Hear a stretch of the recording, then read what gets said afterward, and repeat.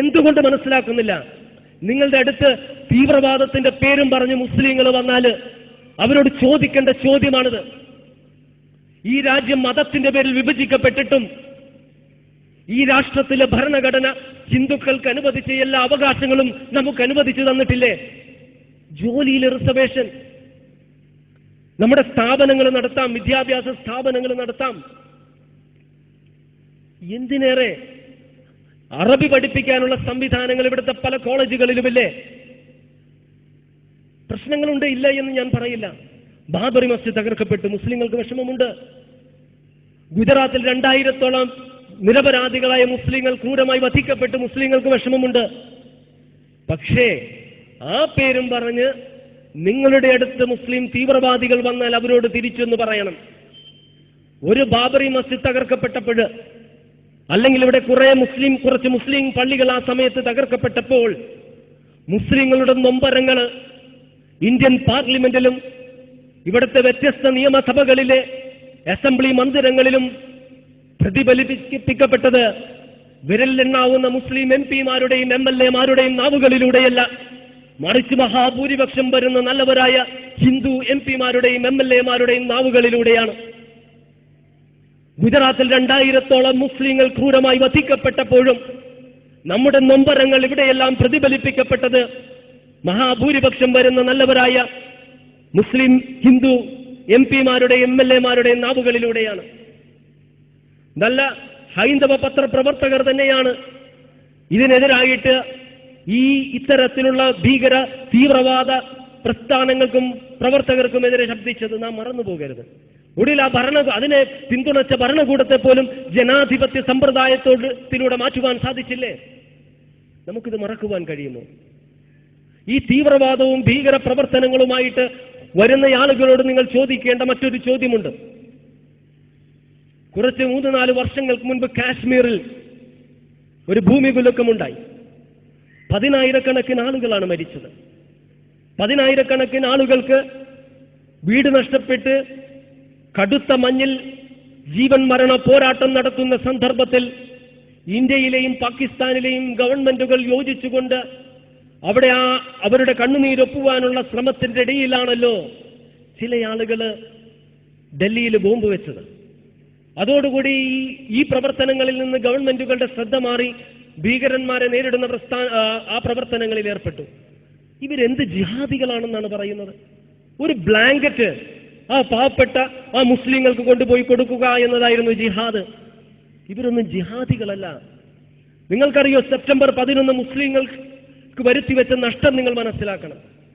September 11 മുമ്പ് ഒരു വർഷത്തിന് മുൻപ് ഫലസ്തീൻ പാർലമെന്റിനെ അഭിമുഖീകരിച്ചുകൊണ്ട് അന്നത്തെ അമേരിക്കൻ പ്രസിഡന്റ് ബിൽ ക്ലിന്റൺ ഒരു പ്രഭാഷണം നടത്തി. BBC-യും CNN-ഉം എല്ലാം അത് ലൈവായിട്ട് ടെലികാസ്റ്റ് ചെയ്തിരുന്നു.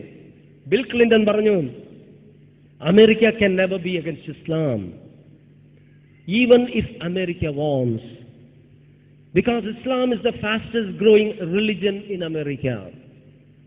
അമേരിക്കയ്ക്ക് ഒരിക്കലും ഇസ്ലാമിനെതിരാകാൻ സാധ്യമല്ല, അമേരിക്ക വിചാരിച്ചാൽ. കാരണം അമേരിക്കയിൽ ഏറ്റവും അധികം വളർന്നുകൊണ്ടിരിക്കുന്ന മതമാണ് ഇസ്ലാം. യൂറോപ്പിൽ ഏറ്റവും അധികം വളർന്നുകൊണ്ടിരിക്കുന്ന മതം ഇസ്ലാമാണ്.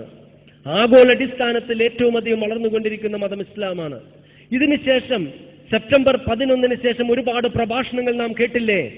ബുഷ്, ബ്ലെയർ, കോളിൻ പവൽ, റംസ്ഫീൽഡ് ഇവരെല്ലാം പ്രസംഗിച്ചില്ലേ? ആരെങ്കിലും പറഞ്ഞോ ഞങ്ങളുടെ യുദ്ധം ഇസ്ലാമിനെതിരാണ് എന്ന്? അവർ പറഞ്ഞത് ഇസ്ലാമിനെതിരല്ല എന്നതാണ്. മനസ്സുകൊണ്ട് ഇസ്ലാമിനോട് വെറുപ്പുണ്ടാകാം, പക്ഷെ അവർക്കെല്ലാം ഒരു യാഥാർത്ഥ്യം അറിയാം. ഇസ്ലാമിന്റെ ശക്തി തോക്കിലല്ല, ബോംബിലല്ല, വാളിലല്ല, അതിന്റെ ആദർശത്തിലാണ്. ഈ ആദർശത്തിൽ ഇസ്ലാമാണ് ദ സൂപ്പർ പവർ. അവർക്കറിയാം, നമുക്കറിയില്ല. 2 രീതിയിലായിരുന്നു അമേരിക്കയിലും യൂറോപ്പിലും ഇസ്ലാമിന്റെ വളർച്ചയുണ്ടായിരുന്നത്. ഒന്ന്, ഓരോ വർഷവും ലക്ഷക്കണക്കിന് മുസ്ലിങ്ങൾ വിവിധ ഭാഗങ്ങളിൽ നിന്നും അമേരിക്കയിലേക്കും യൂറോപ്പിലേക്കും കുടിയേറി പാർക്കും, മൈഗ്രേഷൻ. 2, അമേരിക്കയിലെയും യൂറോപ്പിലെയും ഒരുപാട് ആളുകൾ സത്യമതം സ്വീകരിക്കാറുണ്ട്. അമേരിക്കയിലെ കണക്കനുസരിച്ച് 25,000 അമേരിക്കക്കാരാണ് ഒരു വർഷം ഇസ്ലാം മതം സ്വീകരിക്കുന്നത്. മൈഗ്രേഷൻ, അതായത് കുടിയേറി പാർക്കുന്നവർ ലക്ഷക്കണക്കിന് വരും. ഇങ്ങനെയുള്ള പ്രവർത്തനങ്ങളിലൂടെ 5% വോട്ടർമാരെ മുസ്ലിങ്ങൾ ഉണ്ടാക്കിയിരുന്നുവെങ്കിൽ അമേരിക്കയിലെ ഭാവി പ്രസിഡന്റ് ആരാകുമെന്ന് മുസ്ലിങ്ങൾക്ക് തീരുമാനിക്കുവാൻ കഴിയുമായിരുന്നു. അമേരിക്കയുടെ വിദേശ നയം എന്തായിരിക്കണമെന്ന് മുസ്ലിങ്ങൾക്ക് തീരുമാനിക്കുവാൻ കഴിയുമായിരുന്നു. ആ സുവർണാവസരമാണ് ഈ ഭീകര പ്രവർത്തനങ്ങൾ കൊണ്ട് ഇവരെല്ലാം നശിപ്പിച്ചത്.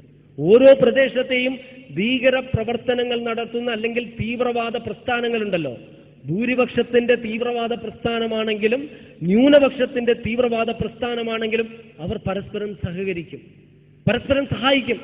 അതാണ് നിങ്ങൾ മനസ്സിലാക്കേണ്ടത്. ഇവിടെ ഏത് മതവിഭാഗത്തിലെ ആളുകളുണ്ടെങ്കിലും അവർ മനസ്സിലാക്കണം.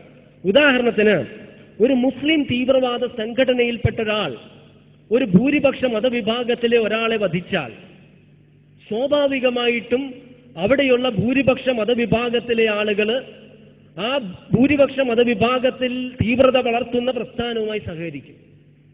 അതേപോലെ ഭൂരിപക്ഷ വർഗീയത പ്രസ്ഥാനത്തിന്റെ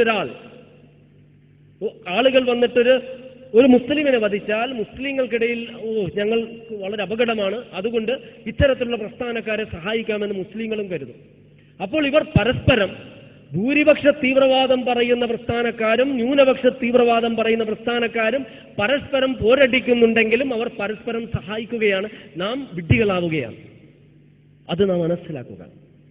നബി സല്ലല്ലാഹു അലൈഹി വസല്ലമിന്റെ മകൾ സൈനബ് റളിയല്ലാഹു അൻഹ പൂർണ്ണ ഗർഭിണിയായിരുന്നു.